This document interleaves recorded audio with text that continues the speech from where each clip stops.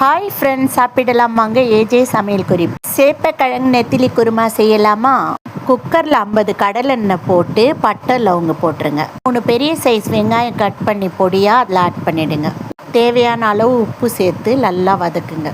1 table spoon இஞ்சி பூண்டு paste போட்டு நல்லா வதக்குங்க. கழுவி வச்ச நெத்திலியும் அதில் போட்டு நல்லா வதக்குங்க. மீடியம் சைஸ் 2 தக்காளி பொடியாக கட் பண்ணி நல்லா வதக்குங்க. சேப்பக்கிழங்க தோல் சீவி கட் பண்ணி அதில் ஆட் பண்ணிவிடுங்க.